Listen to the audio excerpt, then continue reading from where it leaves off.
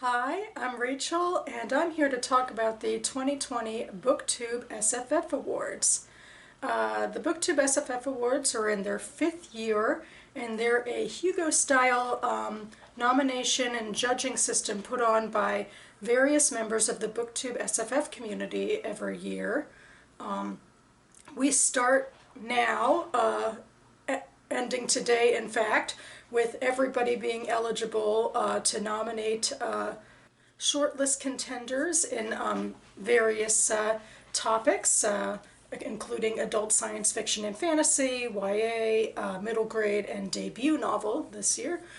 Then the shortlists are tallied up based on community popularity, and then for the next couple of months there are read-alongs of the various books, and then the reading public gets to vote for their favorites, and then the judges vote separately for their favorites.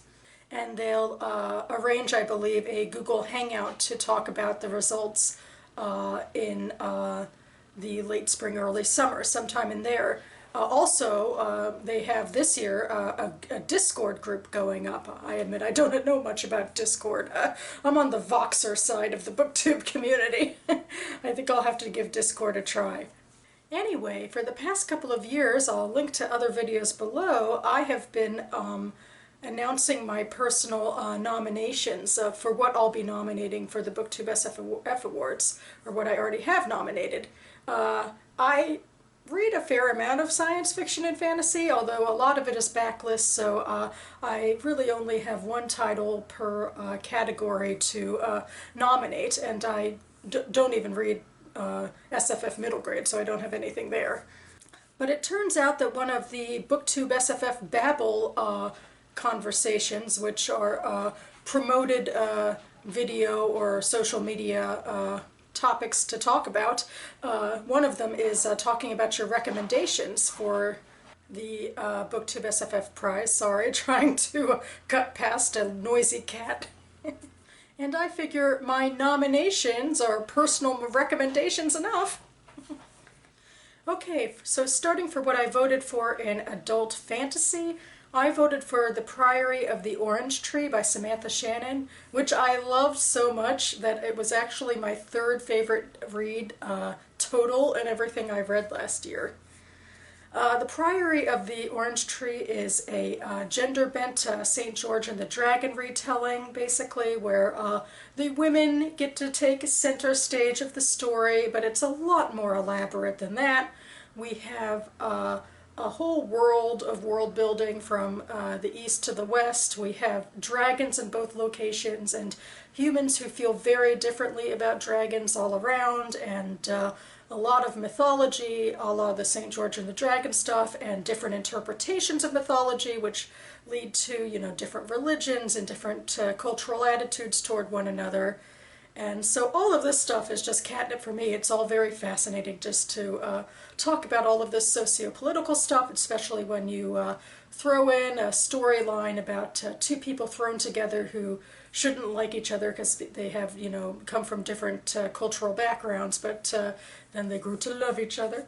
But there is a more quest-like, or doomsday-like anyway, backdrop in that the evil Western dragons are waking up, and people in the know have to convince Westerners that the Eastern dragons are actually, you know, good guys and, you know, needed in the fight to fight back Western dragons. And of course, you know, there's a lot of magical world building as well, and just so many intricate details of world building and mythology that I would love to read again and reacquaint myself with all of that. And I'm also on record as saying that I think I'd love for the story to continue. I think it ended on a little bit of a cliffhanger, and I know that series aren't as in, especially when this novel was already like 800 pages, but I could stand to see a little bit more. For my favorite in adult science fiction, I would have nominated Atlas Alone by Emma Newman. I thought it was an unnerving depiction, as Newman is good at, in terms of depicting the price of vengeance, and also that shady divide between the real world and the virtual world. I think it was a very ample sequel to Atlas Alone, but unfortunately it was not only a sequel, it was book 4 in a series, so it's ineligible for this prize. Though personally I think I could have done okay with kicking book 3 Before Mars off of the list. Anyway, I do have another book that I can throw up into this category, and I can also throw into the best debut novel category, and that is A Memory Called Empire by Arkady Martine.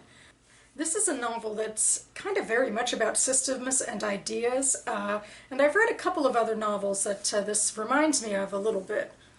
Infomocracy by Malcolm Older, which is about politics, and then the first in the Terra Ignota series, which is a lot about philosophy.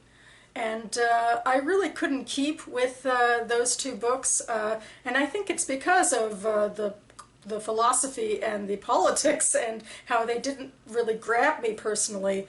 But the system that Martine is dealing with is culture. And I think more than that, interestingly enough for science fiction, there's a nostalgia to her work, because the great Texacalan Empire that she imagines is based off of the Byzantine Empire in real life. So it's almost like one of those medieval stories where you're looking back nostalgically at a greater past.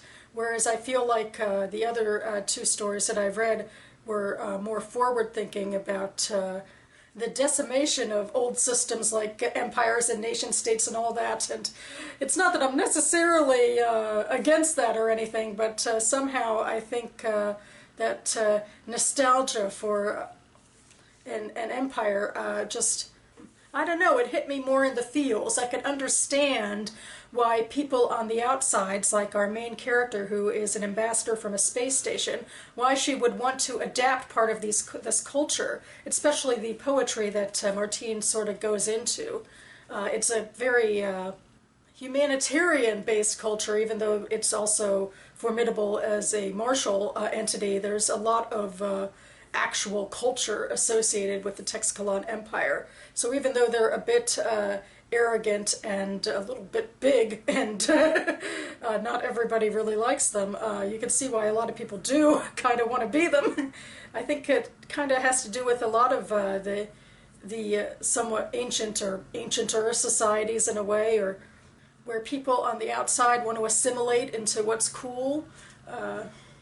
I don't know, I think that drew me in. And I thought the characters and the world building around memory machines and how how people can advance their lines that way and their knowledge that way, it was all pretty fascinating.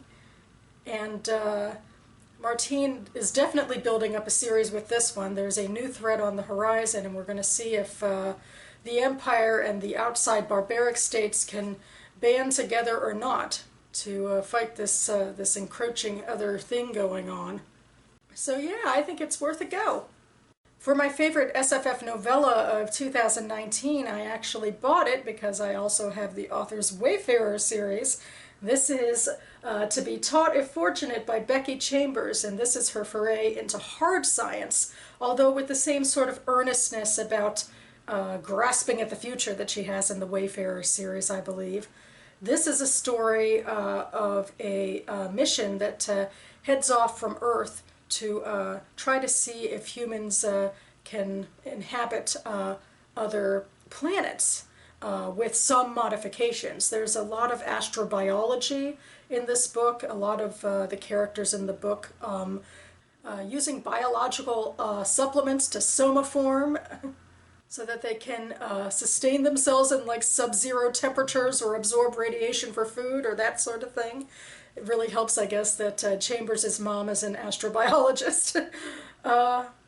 The crew, you know, sleeps for light years and moves ever further and further away from Earth until, you know, they're so far away from the world that they left behind and the time that they left behind that Earth stops communicating with them, and it seems like something horrible happened there. And there's some interesting commentary in that about what might seem important, you know, in the political realities or whatever of the moment, but how fleeting it can be over the course of time and even to the course of humanity. And meanwhile, this is a book that believes in science above all else, and the earnestness again, Chambers's earnest outlook that she puts through her characters as trying to keep our species going through, exploring new places and seeing if we can survive new environments. And like some people, I feel like the ending is a little bit of a cop-out to the characters and how they would handle the situation that they're presented with.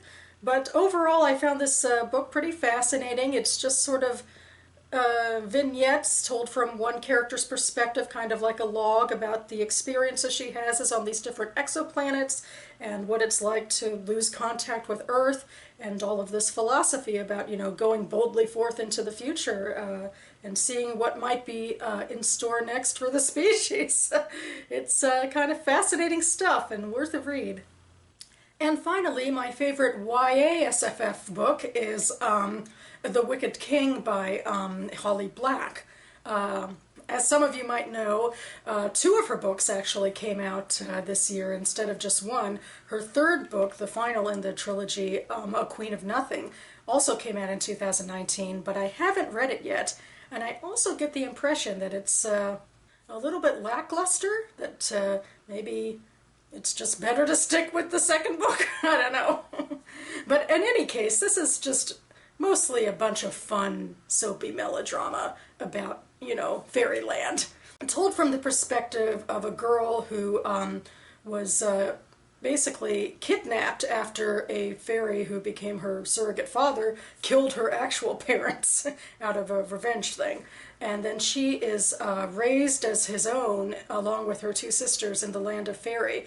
But she's never really seen as a fairy. She's always only seen as a mortal girl, and this is the template that is used for her to try and prove herself and say that she's worth it in a society that just says she's nothing. And amidst all of that, there's, sexual tension and, fun, memorable characters in that way in terms of friends and enemies and frenemies. And plots within plots of our main character Jude trying to actually maintain a position of power as a human in this fairy world.